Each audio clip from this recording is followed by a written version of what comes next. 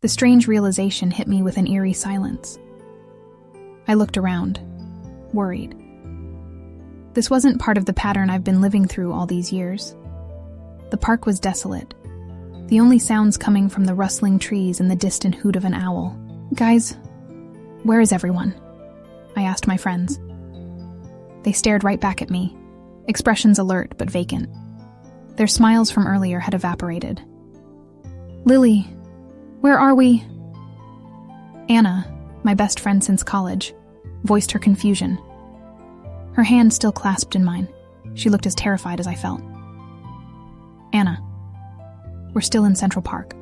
We were just here," I murmured. She shook her head. "No, Lily, where are we really? Where did everyone go? Why is it still August 14th, 2022? Anna's gaze was unflinching. She was aware now. Everyone was.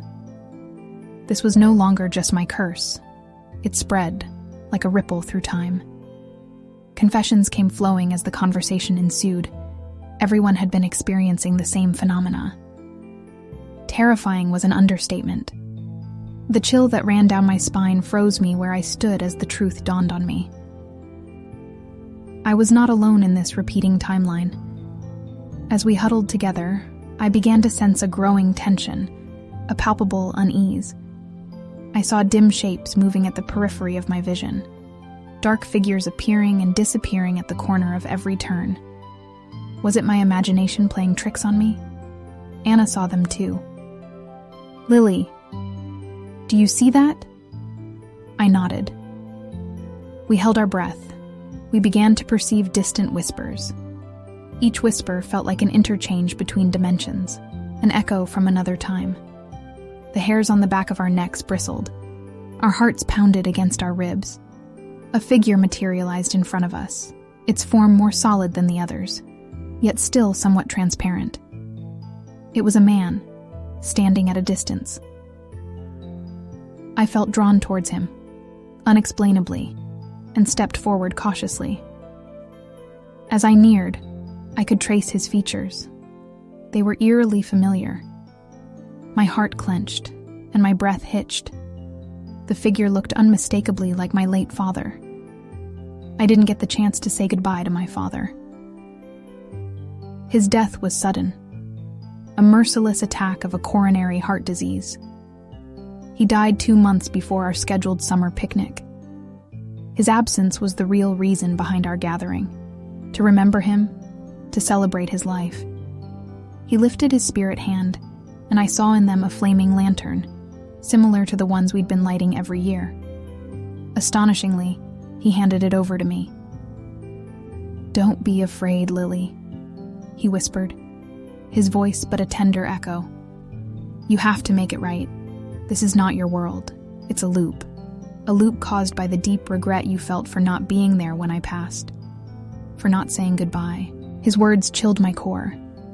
A deafening wave of silence washed over the park as his form slowly faded away.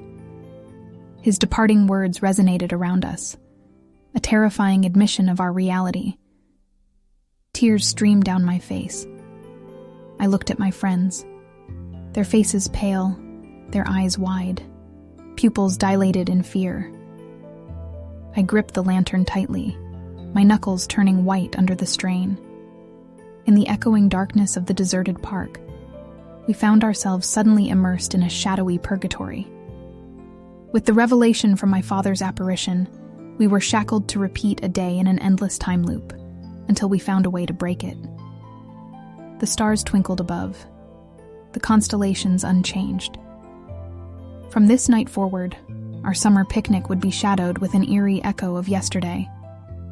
To break the loop, to escape the repeating nightmare, we had to face the terror locked within the perpetual cycle of August 14th, 2022. A date forever etched into our souls. We had to confront our deepest regrets and fight to create a tomorrow.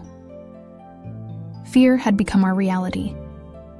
But this revelation resulted in another question to be answered. If we did manage to break the loop, would we remember everything we had been through? Or will it disappear like a dream, melting into the distant, forgotten past? In the haunting emptiness of Central Park, under the gaze of the timeless stars, we had to face our deepest fears, confront our haunting memories, and brace ourselves for the struggle that lay ahead. Shivering, we huddled together. This was just the beginning of our terrifying journey, a journey from which there might be no return. And so, it started, again. But this time, it was different. This time, we were aware. This time, we were prepared to take on the endless cycle that had become our nightmarish reality. It was only a matter of time until everything changed. Again.